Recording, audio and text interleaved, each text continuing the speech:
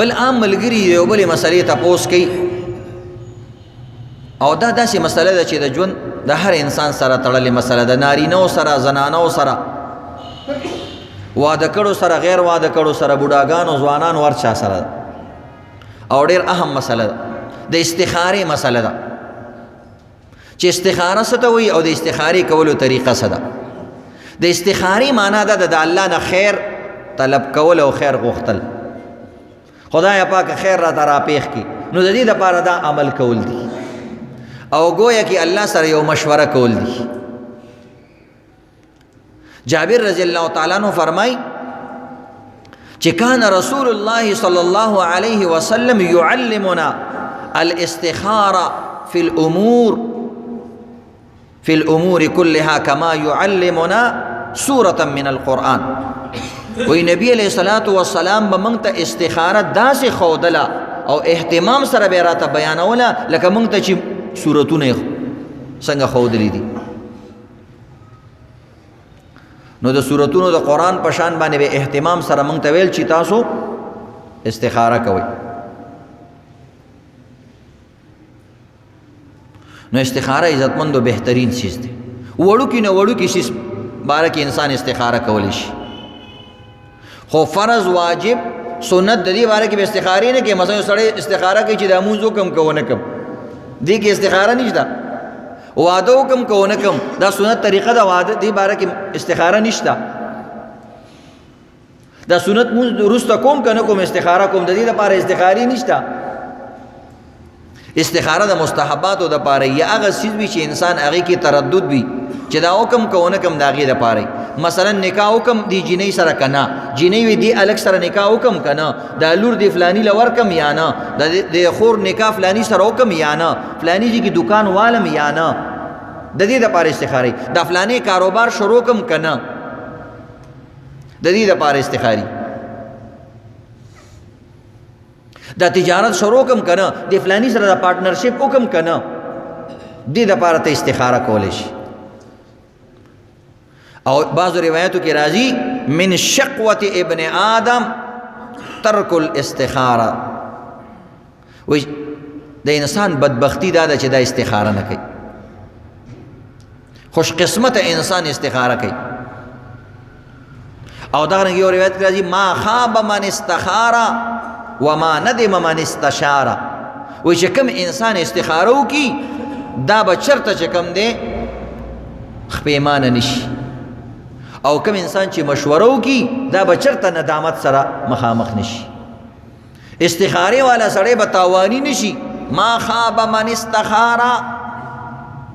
وما ندم من استشاره. نو د دې وجې نه عزتمندو استخاره کول پکار دي. د استخارې حکمت څه دی چې استخاره دې وکړه څه د دې کې حکمت څه دی؟ یو حکمت دا دی چې د بدفالۍ نه بچ شوي. انسان بدفعلی کوي. پخوا زمانی د جاهلیت دا دستور چې کله به یو سړی کاروبار د پاره د نکاح د پاره یا سمسلی د پاره به وته نو د بیت الله شریف منجور لبرالو هغه سره یو تیلی و پاغي کې درې قسمه تیرونه چولی په یو باندې به لیکلو امرنی ربي، بل باندې کې نهانی ربي، او بل بخالیو امرنی رب الله حکم وکړو چې وکا، او بل باندې و چې الله من وکړه، او بل خالیو. نو چې تیر به ولا راويستو منجور سیب نو چې دا به پیری کړیو امرنی ربي و عزت خیره کار کوا د خدای اډر دی، چې راوي به سو نهانی ربي خدای منع کړی ویل قلار کینا کار کې د خیر نشته، او چې خالی بروته نو دوباره به بیا دغه شان تیرونه راويستل. نو دا طریقه شریعت ختم کړه چې تیرونه خود چا فیصله نشي کوله، کاغذونه او ډکی خود چا فیصله نشي کولای چې دا وکاو دا مکاو. کاغذ ته څه پته ده او تیر ته څه پته ده چې دا کاروبار ښه دی که نه، انسان ته پته نشته. نو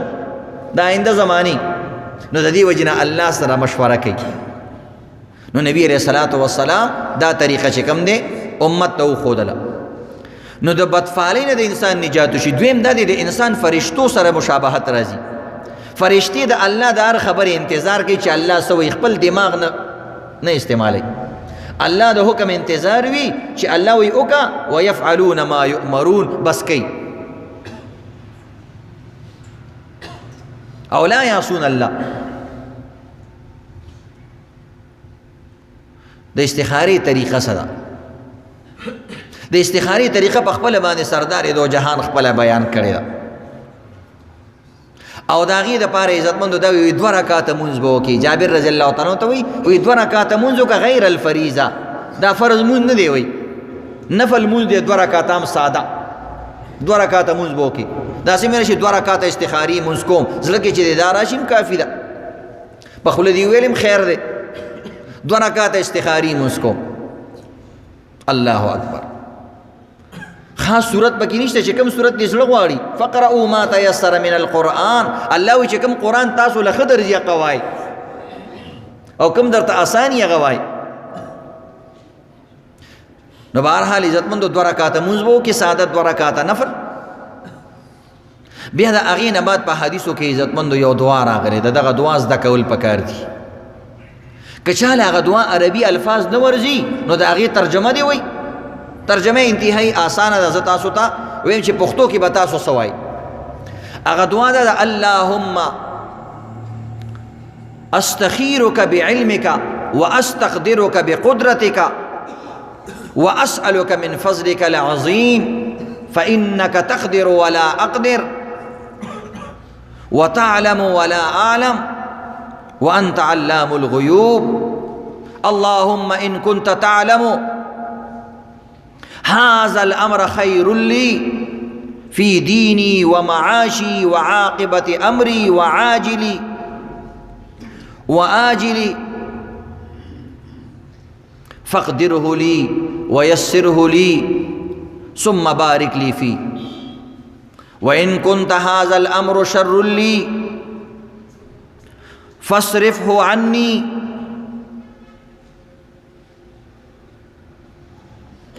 واصرفني عنه واقدر لي الخير حيث كان ثم رزني به.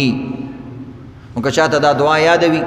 یا د مسنون دعاګانو په کتاب کې دا دعا لیکلي وي هغه دعا ته دی ګوري دا دی وي یا آسانه ده. خدایا پاکه زه تا نه ستا د علم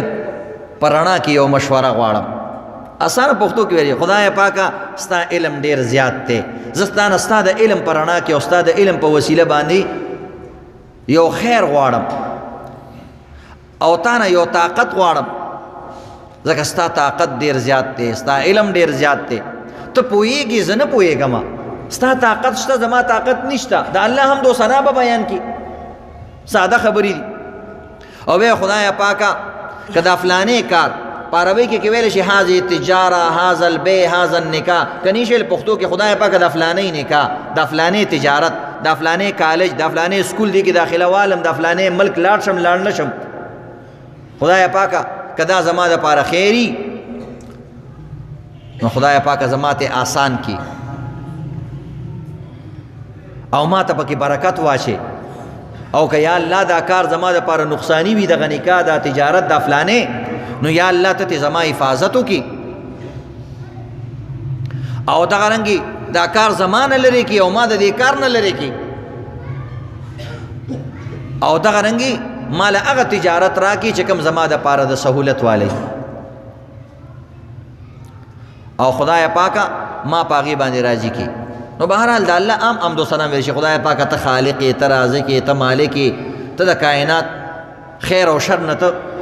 واقف یې. خدای پاکه دا فلانې کار کومه چې دا به زما دپاره ښه یو که نه زه خو ډېر کشمکش کې ما ډېر پریشان یم ساده خپل الفاظ هم ویلی شي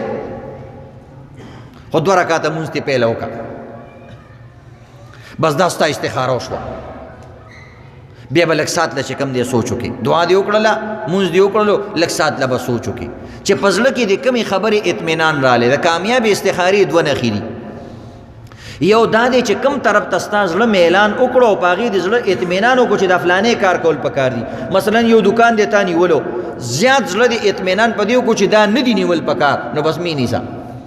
خو که زړه دې دې طرف ته میلان وکړو توجه وکړه چې یار دا ښه دکان دی نیول پکار دي بدقه د استخارې مطلب شو. او دویم نخې دا ده چې کم کار ته کې هغه دوو کارونو کې چې د کم کار الله رب العزت تا ته مصلحتن هغه اسباب مهیا کړو نو پوه شه چې دا کار تا دپاره ښه دی اسانې کو درته کار نو پته لګېږي دا کار تا دپاره ښه دی نو بهرحال عزتمندو دا یاد لرئ د استخارې دپاره خوب ضروري نه دی د استخارې بل اسانه طریقه هم درته ښیم هغه هم احادیثو کې بیان شوې ده دا خو لږ تفصیلي دعا ده د استخارې دپاره خوب ضروري نه دی چې انسان خامخا به وده کېږي دا علما کرام د تجربې په طور وایي چې دغه وخت کې چونکې ستا ذهن ته سکون حاصلي نو ځکه ته د شپې ټایم کوه نور خوب هم ولې ضروري نه دی مثلا د غرمې ټایم دی یکدم یو سړي تا ته یو مسله وکړه چې ما له 10 منټه کې 20 منټه کې جواب راکړه وروره شریکېږي که نه شریکېږي نو د دې لپاره به اوس ته وده کېږي بالغ بنالې نه او یا به خوب درځي یا به نه درځي نو په هماغه ټایم باندې کښېنه 2 رکعاته مونځ وکړه او د خدای پاک نه دغه دعا وکړه که دغه دعا نشي کولی نو عزتمندو یو بل اسانه دعا هم راغلی ده بعضو روایتو کې راځي اللهم خیر لی واختر لی دا 2 ټکي دا یو څو ځله ووایه او کښېنه اللهم خیر لی واختر لی او بعضو کې د دې نه اسانه بله دعا راغلی اللهم اهدنی وسددنی خدای پاک ما ته لاره وښایه او نیغه لاره راته وښایه چې څه وکړم اللهم اهدنی وسددني او یا د دین آسان اللهم الهمني رشدي خدای پاک سم لار راته الهام پښتو کو وای خدای پاک نه د خوب ټیم دی نه بل ټیم دی یا الله ته زما مدد وکي صحیح خبره زما پزله کې واچي پښتو کې دا شي وای او خدای پاک د لار راته آسان کی کدا کار خیری راته آسانی کی کشری نه دینه حفاظت وکي آسان الفاظ 2 رکعاته مونځ وکړه دا 2 الفاظ ووایه لږ سات له شکم دی مفتی شفیع صاحب رحمت الله علیه وایي لږ سات له داسې سترګې پټې کړې او بس دی ویل فلانې کار کوو سترګې پټول هم پکې لازم نه دي خدای چې دې سره سړي ته لږ هغه دماغ یې حاضر شي نو دې طریقې سره عزتمندو استخاره کول پکار دي بعض عالمان وایي چې 3 ورځې وکړه مسلسل بعضو روایتو کې راځي چې وزل استخاره کول پکار دي د هغې نه بعد بیا خپل زړه کیفیاتو ته وګوره نو دا د استخارې عزتمندو اسانې طریقې دي بعضې طریقې چې ورسره علماو لیکلي چې ما اودس وکړه مونځ وکړه په ښي طرف اودشه فلانې دا خبرې احادیثو کې نشته دا صرف د دې لپاره کړي دي چې مطلب ته اودس سره وکړي آدابو سره کار وکړي نو چې اثر یې ډېري نور دا څیزونه د استخاره کې نشته استخاره خپله کول پکار دي استخاره پخپله کول پکار دي دا بهترینه طریقه ده ځکه تاسو د استخارې دعا کې وګورئ د متکلم صیغه پکې استعمال شوی خدای پاکه که دا زما دپاره داسي نو پخپله یا هر هغه انسان استخاره کولی شي چې هغې سره د دې مسلې سره تعلق وي مثلا ستا مور ده چې ته نکاح کې د هغې مو سره تعلق ده چې زه ځان له انګور راولم نو هغې هم کولی شي تجارت دی مثلا ستا پلار ته هم پکې نفع نقصان کیدی شي نو ستا پلار هم ستا دپاره کولی شي ځکه دې سره د هغې تعلق دی یا شریکوال دی نو دواړه کولی شي نو بهرحال عزتمندو او دا یاد لري بعضې کسان د استخاره د آینده څه کار کولو باره کې مشوره وي بعضې کسان د تیر شوي کال باره کې استخارې کوي چې اغلا شوي وه بچا نه شوي بعض ځایونو کې استخاره سنټر یوتی دي موږ یې دله معلومو دا چټي خبرې دي استخاره خو بس یو نیک عمل دی شریعت ښودلی دی چې الله نه خیر طلب کا او بیکار شروع کا نو د تیر شوي کالونو باره کې چې کوم دی یا مثلا ته دا استخاره کې چې دا فلانې به په امتحان کې مخکې پاس شي که پاس نشي دې دپاره استخارې نشته د دې دپاره محنت دی محنت وکړه یا د فلانې کاروبار کې به نفع کوي نقصان به کوي د دې دپاره استخارې نه کېږي صرف د دې دپاره چې دا کار وکم که نه وکم دا به زما دپاره مفیدي که نه دا رشته به یي که نه د دې دپاره استخاري طریقې